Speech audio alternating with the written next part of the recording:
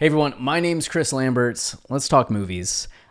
Today we're going to talk No Hard Feelings and the fact that it's actually based on a true story. That's not something that they were really pushing in the marketing for the movie in the same way that Cocaine Bear was pushing the fact that it was based on a true story or inspired by true events. With No Hard Feelings, that wasn't happening. But here, this story from 2013 and updated in 2021. It originated way back when, and I first found out this was based on a true story when I watched Jennifer Lawrence's Hot Ones interview. You know, Hot Ones, one of the best interview formats, definitely in the 21st century, maybe ever, and it gets some of the most poignant or most open answers from the guests that it has on the show. But when Jennifer Lawrence was talking about the origin of No Hard Feelings, she said that there was this Craigslist ad that she had found and sent to the director, and they laughed about it. And then lo and behold, he hit her with a script. It was like, hey, do you want to be in this? And she said yes. And she was a producer on the movie and they made it. But ever since the first trailer came out, it has been incredibly controversial because the whole premise is that Jennifer Lawrence, who's 32, the character is 32 in the movie, is supposed to date this 19-year-old before he goes to college. And we're in 2023, so obviously people have some opinions and thoughts on that. Much different than if we were in the 80s, 90s, 2000s, the beginning of the 2000s. This thing doesn't quite get the pass that it would have back then. And you can see here this Hollywood Reporter article saying No Hard Feelings, team responds to controversy around premise of parents hiring someone to date their son.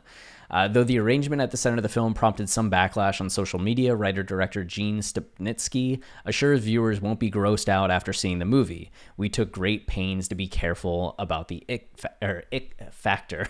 And they did. The movie isn't as gross as the trailers make it seem, though it's still going to make people who are sensitive to it or uncomfortable by it probably still a degree uncomfortable by the very nature of what it's doing. But I think for most people who watch it, they're going to come away thinking that was a little bit more heartfelt than what I was expecting it to be.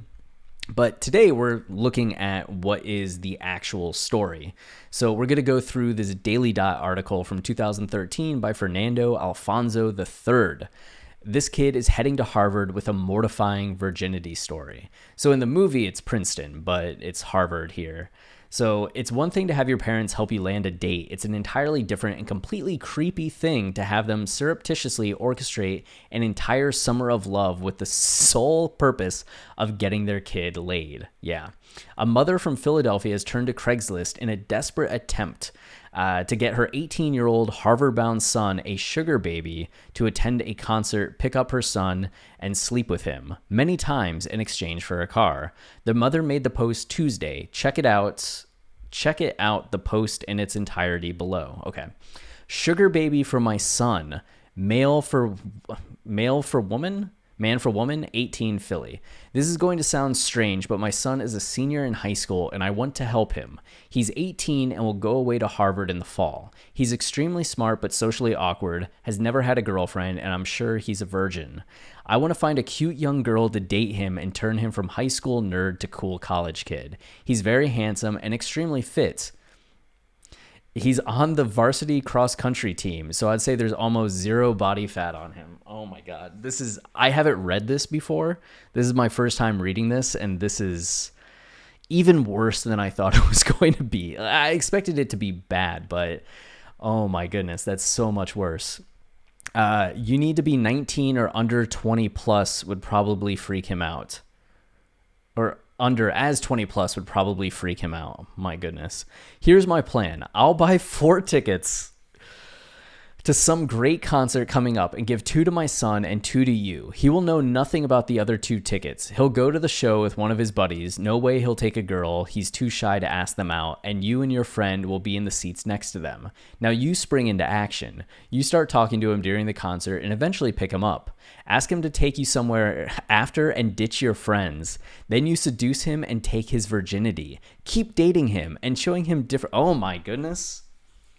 And showing him different positions, wow, till he goes to college, and then let him go gently so he'll have the confidence to date other girls once he's there.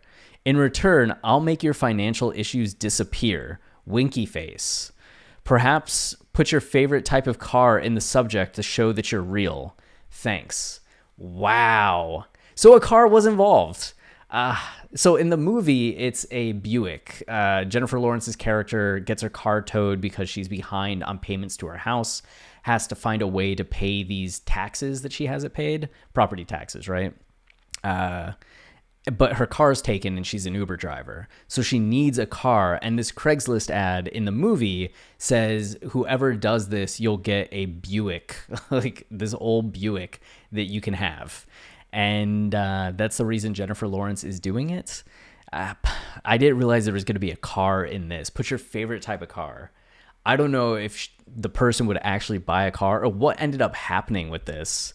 There's no update. Even though it said it was updated June 1st, 2021, there's no update of like, the kid has come forward that this was him. So I don't know what happened with this, but it seems like this was the post that inspired the movie, as this is pretty much verbatim. Jennifer Lawrence's character has a full conversation with the parents that's exactly this.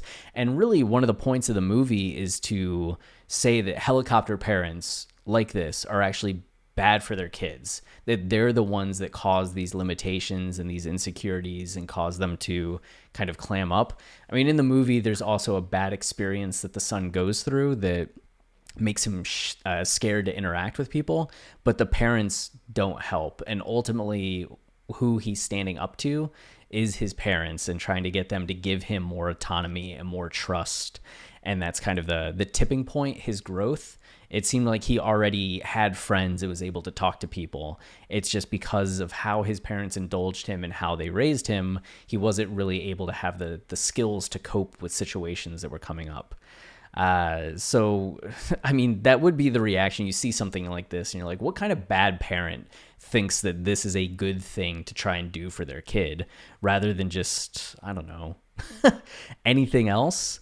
And the movie dives into that just a little bit, but this is the foundation for this film and what it's based on.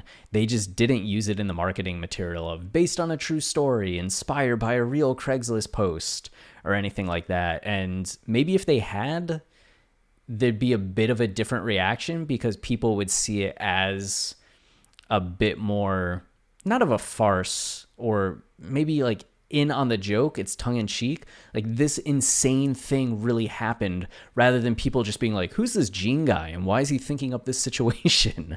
It's like, no, they saw this and decided to make a movie because this is so absurd.